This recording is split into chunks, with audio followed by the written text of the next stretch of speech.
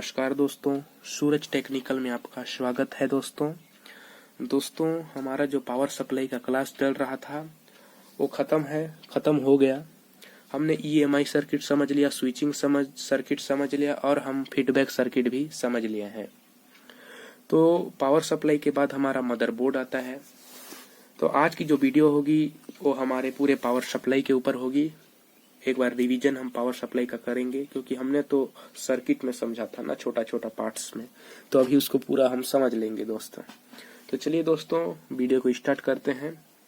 तो हमने समझाया था कि जैसे 220 वोल्ट इन होता है तो हमारा एनटीसी और फ्यूज में आता है।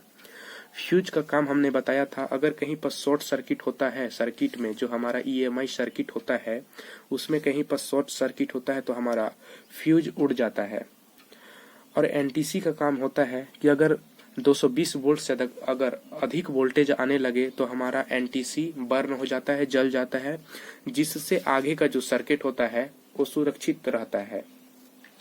इसके बाद हमारा आता है कैपेसिटर, जो कि 270 वोल्ट से काम करता है और ये एसी कैपेसिटर होता है। दोस्तों ये कैपेसिटर का काम होता है, अगर अधिक वोल्टेज आने पर ये इतना हीट हो जाता है जिससे पहले ये एनटीसी और फ्यूज को भी उड़ा देता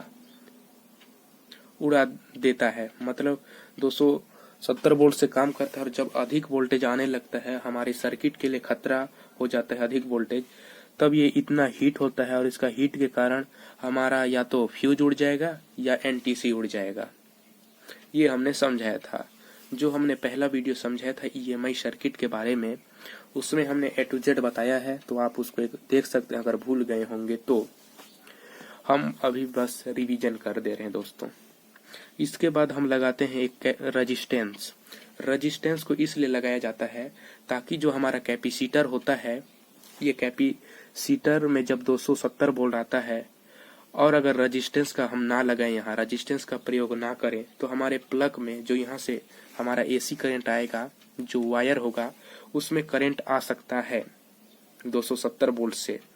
तो इसको जो 270 वोल्ट है ये कैपेसिटर में, एसी कैपेसिटर, इसको डिस्चार्ज करने के लिए हम रेजिस्टेंस का प्रयोग करते हैं। ये काम करते रहता है। इसका काम, जो रेजिस्टेंस का मुख्य काम होता है वो डिस्चार्ज करना ही होता है। इसका जो वोल्टेज है इसको डिस्चार्ज करते रहता है।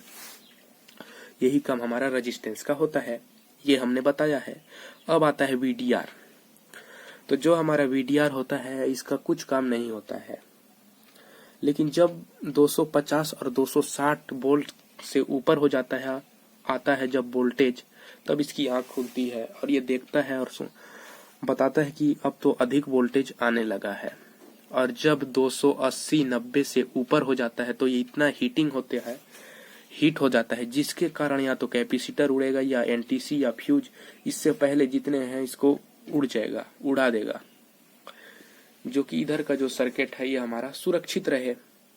अगर फिर भी ना उड़े हमारा एनटीसी फ्यूज, तब ये खुद अपने आप में शहीद हो जाता है, खुद खराब हो जाता है, जिसके कारण इधर का हमारा जो सर्किट होता है ये सुरक्षित रहता है दोस्तों। तो ये हमारा वीडीआर का काम होता है। अब वीडीआर से जब वोल्टेज आता है और हमारे आ जाता है लाइन फिल्टर क्वाइल। इसका काम ये होता है कि जो हमारा एसी करंट आ रहा है, इसमें जो कमियां हैं, जो थोड़ी बहुत कमी होती है एसी करंट में, प्रॉब्लम होती है, जो भी छोटा मोटा इधर से फिल्टर होके आ रहा है, इसको जो ये लाइन फिल्टर है ये पूरा शुद्ध कर देता है। एसी करंट को ये पूरा शुद्ध करके शुद्ध एसी निकालता है। थोड़ी भी कमियां, खराबी एसी को लेता है, एसी करंट को, और शुद्ध एसी निकालता है। फिर ये शुद्ध एसी हमारा ब्रिज रेक्टिफायर में जाता है, जो कि 4 डायोडों का बनाया गया है। ये 4 डायोडों का बनाया जाता है ब्रिज रेक्टिफायर। ब्रिज रेक्टिफायर का काम हमने बताया था कि एसी करंट को ये डीसी में बदल देता है। जब यहाँ शुद्ध 220 वोल्ट आता है और ये शुद्ध 220 वोल्ट को एसी जो होता है उसको डीसी में बदल के यहाँ 220 वोल्ट डीसी बना देता है। अगर हम मल्टीमीटर से चेक करें तो यहाँ हमको डीसी 220 वोल्ट मिलता है। अब हम लगा देते हैं एक कैपेसिटर, फिल्टर कैपेसिटर, जिसमें हमको मिलता है 300 वोल्ट। ये 20 डीसी को लेकर ये 300 वोल्ट बनाता है, एकत्रित करता है। तो यही हमारा ईएमआई सर्किट का काम होता है दोस्तों। इसके बाद आता है हमारा स्विचिंग सर्किट। स्विचिंग सर्किट में जब 300 वोल्ट डीसी आता है कैपेसिटर के माध्यम से और ये जा देता है ट्रांसफार्मर के एक पिन पर, दूसरे पिन से ट्रांसफार्मर का जो दूसरा पिन होता है वो मोस्फेट के ड्रेन पर जाता है।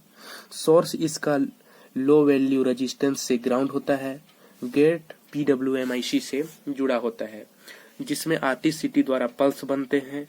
मोस्फेट हमारा NPN होता है और ये स्विचिंग करता है। स्विचिंग करने से यह मैग्नेटिक फील्ड बनते हैं और हमको मदरबोर्ड के लिए 5 वोल्ट 12 वोल्ट प्राप्त कराते हैं। ये मैग्नेटिक फील्ड यहाँ जब बनता है तो हमारा सेकेंडरी इसको कैच करता है लाइट को। जब लाइट को कैच करता है तभी ट्रांसफार्मर का काम होता है AC करंट को लेके AC ही देना, और यहाँ AC करंट देता है। तो यहाँ हम एक डायोड और कैपेसिटर का प्रयोग करते हैं और जो AC करंट है उसको DC बना देता है और DC करंट से हमको 5 वोल्ट और 12 वोल्ट मिलता है। ये हमने सीखा था दोस्तों। अब PWMIC को स्टार्ट करने के लिए यहाँ से 300 वोल्ट लेते हैं जो कि स्टार्टअप 2 रेजिस्टेंस लगाते हैं। ये 2 रेजिस्टेंस PWMIC को बस स्टार्ट करता है, स्टार्ट करके छोड़ देता है। यही काम होता है, ये 2 रेजिस्टेंस का स्टार्टअप रेजिस्टेंस होता है।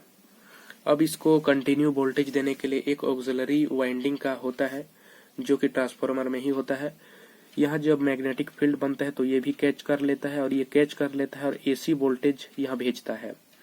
अब PWMIC को वोल्टेज देता है जो कि 14 से 18 वोल्टेज होता है, लेकिन ऑक्सिलरी वाइंडिंग द्वारा कैच किया हुआ जो वोल्टेज होगा वो हमारा AC वोल्टेज होता है।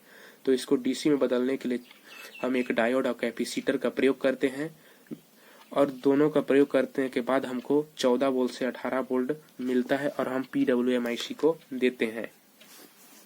तो ये हमारे स्विचिंग सर्किट में समझा था। और जब ये पल्स भेजता है, ये स्विचिंग करता है, मैग्नेटिक फील्ड बनते हैं। 5 वोल्ट से 12 वोल्ट हमको, मतलब मदरबोर्ड अगर 5 वोल्ट का है तो 5 वोल्ट बनाएगा, मदरबोर्ड 12 वोल्ट का है तो 12 वोल्ट बनाएगा। ये हमने स्विचिंग सर्किट में समझा था दोस्तों। इसके बाद हमारा आ जाता है फीडबैक सर्किट। फीडबैक सर्किट को इसलिए प्रयोग किया जाता है कि जो हमारे यहाँ पर जो 5 वोल्ट बन रहा है मदरबोर्ड के लिए, 12 वोल्ट बन रहा है, ये सच में 12 वोल्ट बन रहा है या 5 वोल्ट बन रहा है या अधिक 12 वोल्ट से अधिक बन रहा है या कम वोल्ट बन रहा है, इसको संकेत देने के लिए ये PWMIC मोस्फेट और ट्रांसफार्मर को पता होना जरूरी है कि यहाँ सच में इतना वोल्टेज बन रहा है या नहीं बन रहा है। तो इसको पता करने के लिए हम फीडबैक सेक्शन का प्रयोग करते हैं। तो इसमें कैसी काम करते हैं हम देख लेते हैं। जिसमें फीडबैक सर्किट में 2 कंपोनेंट लगे होते हैं, तो TL431 IC और हमारा लगा होता है 817 ऑप्टो कपलर।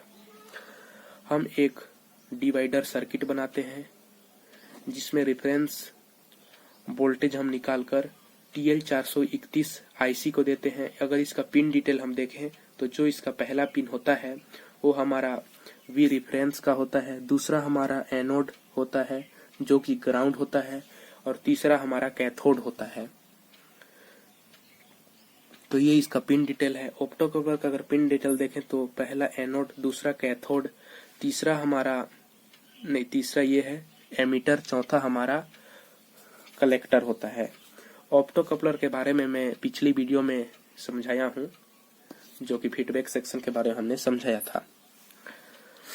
अब इसका जो 3 नंबर पिन है जो कैथोड है, इससे 2 नंबर ऑप्टो कपलर का 2 नंबर पिन से जोड़ा जाता है जो कि नेगेटिव वोल्टेज होते हैं। आप देख सकते हैं ये डायग्राम के माध्यम से। और इसको पॉजिटिव वोल्टेज एक रेजिस्टेंस के माध्यम से यहीं से दे देते हैं। जब नेगेटिव और पॉजिटिव वोल्टेज इसको मिलता है तब ये LED ग्लो करती है, जलती है और इसको ट्रांजिस्टर कैच करता है और कैच करने के बाद हमारा PWMIC को भेजता है कि यहाँ कितना वोल्टेज आ रहा है। अगर यहाँ अधिक वोल्टेज आ रहा है तो यहाँ अधिक वोल्टेज जाएगा। अधिक वोल्टेज जाने पर ये LED अधिक ग्लो करेगा और ये अधिक कैच करेगा। जब अधिक कैच करेगा तो यहाँ अधिक संकेत भेजेगा, तब PWMIC समझ जाएगा कि अधिक वोल्टेज आ रहा है और ये अपना गति को कम करके यहाँ कम स्विचिंग करवाएगा, कम मैग्नेटिक फील्ड बनेगा और यहाँ हमको 12 वोल्ट प्राप्त हो जाएंगे। अगर यहाँ 12 वोल्ट से कम आ रहा है तो यहाँ कम वोल्टेज बनेगा, ये एलईडी कम जलेगी, यहाँ कम कैच करेगा और ये संकेत भेजेगा कि हाँ समझ जाएगा PWMIC की कम वोल्टेज आ रहा है। ये स्पीड होगा, स्पीड पल्स बनाएगा, स्पीड स्विचिंग कराएगा, मैग्नेटिक फील्ड मतलब स्पीड होगा और यहाँ हमको 12 वोल्ट मिल जाएगा। तो यही हमने देखा था दोस्तों, जो हमारा फीडबैक सेक्शन EMI से हमने A to Z समझाया है और तीसरा पिन हमारा ग्राउंड होता है। तो दोस्तों अगर वीडियो अच्छा लगे तो लाइक, सब्सक्राइब, शेयर करना ना भूलिए। Thank you.